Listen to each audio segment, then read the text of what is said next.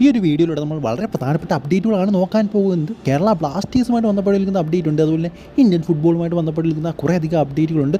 So എന്തായാലും നമുക്ക് അപ്ഡേറ്റുകളിലേക്ക് പോകും. അതിന് മുമ്പ് നിങ്ങൾ ആദ്യമായിട്ടാണ് ഈ ചാനൽ തീർച്ചയായിട്ടും ലൈക്ക് ചെയ്യുക. നിങ്ങളുടെ ലൈക്ക് എന്ന് പറയുന്നത് ഭയങ്കര ഇമ്പോർട്ടൻ്റ് ആണ്. ഞാൻ എപ്പോഴും പറയാനുള്ള കാരണം നിങ്ങൾക്കറിയാം, നിങ്ങളതിനെ തെറി വിളിക്കും, എന്തിനാണ് എപ്പോഴും ഇങ്ങനെ ലൈക്കിൻ്റെ കാര്യം ഇങ്ങനെ പറഞ്ഞുകൊണ്ടിരിക്കുന്നതെന്ന്. എന്തായാലും അത് പറഞ്ഞേ പറ്റത്തുള്ളൂ, ഇല്ലെങ്കിൽ നിങ്ങൾ ലൈക്ക് ചെയ്യില്ല. അതുകൊണ്ടാണ് മാക്സിമം 100 ലൈക്ക് അതിലേക്കൊന്ന് എത്തിക്കാനായിട്ട് ശ്രമിക്കുക.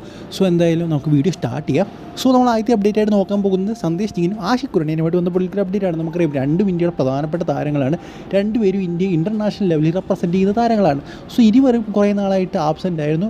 നമ്മുടെ ആഷിഖ് കുർണിയൻ കുറച്ച് നാൾ ഡ്യൂറൻ കപ്പ് കളിച്ചിരുന്നു, ഈയിടയ്ക്കാണെന്ന് ഡ്യൂറൻ കപ്പ് കളിച്ചിരുന്നു. പക്ഷേ ഐസിലേക്ക് വരുമ്പോൾ ആദ്യത്തെ അധികം കാണാൻ സാധിച്ചില്ല. സോ എന്തായാലും ഇരുവരും എന്താ പറയുക, ഒക്ടോബറോടെ അവൈലബിൾ ആകും. ഇന്ത്യൻ നാഷണൽ ടീമിനും അതുപോലെ തന്നെ ക്ലബ്സിനും ഒക്ടോബറോടെ അവൈലബിൾ ആകുമെന്നാണ് നമുക്ക് മനസ്സിലാക്കാൻ സാധിക്കുന്നത്.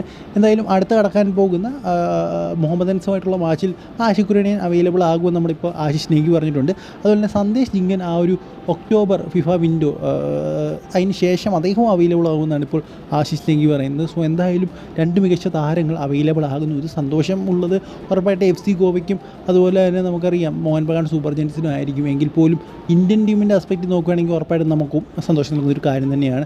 പ്രത്യേകിച്ച് രണ്ട് പ്രധാനപ്പെട്ട താരങ്ങൾ ആഷിഖ് കുർണിയനും സന്ദേശ് ജിങ്ങിനും അവർ അവൈലബിൾ ആകുന്നു എന്നുള്ള കാര്യം കേൾക്കുമ്പോൾ ശരിയായി നിങ്ങൾ കാത്തിരിക്കുന്നത് കേരള ബ്ലാസ്റ്റേഴ്സുമായിട്ടുള്ള അപ്ഡേറ്റ് കേൾക്കാനാണ്. എന്തായാലും ഇത് നിങ്ങൾക്ക് സന്തോഷം നൽകുന്ന അപ്ഡേറ്റ് ആണോ എന്ന് ചോദിച്ചാൽ എന്തായാലും ഇതൊരു അപ്ഡേറ്റ് ആണ്. അതായത് നമ്മുടെ കേരള ബ്ലാസ്റ്റേഴ്സിൻ്റെ പ്രസ് കോൺഫറൻസ് ഈ ഒരു ശനിയാഴ്ച 3 മണിക്കാണ് നടക്കാൻ പോകുന്നത്. ആ ഒരു പ്രസ് കോൺഫറൻസിൽ പങ്കെടുക്കാൻ പോകുന്നത് ഉറപ്പായിട്ടും മികൽ ഷെറർ നമ്മുടെ കോച്ച് ഉണ്ടായിരിക്കും. അദ്ദേഹത്തിനോട് വരാൻ പോകുന്നത് നോവ സദോയിയാണെന്നാണ് നമുക്കറിയാൻ സാധിക്കുന്നത്. സോ എന്തായാലും ഒരു പ്രസ് കോൺഫറൻസിലേക്ക് നമുക്ക് കാത്തിരിക്കാം. കഴിഞ്ഞ കളിയെക്കുറിച്ചൊക്കെ അദ്ദേഹം കുറേയധികം ആ ഒരു എന്താ പറയുക പ്രസ് കോൺഫറൻസിൽ പറയുമെന്ന് നമുക്ക് വിചാരിക്കാം. എന്തായാലും ഇനി വരാൻ പോകുന്നത് വളരെയധികം ഇമ്പോർട്ടൻ്റ് ആയിട്ടുള്ള മാച്ചാണ്.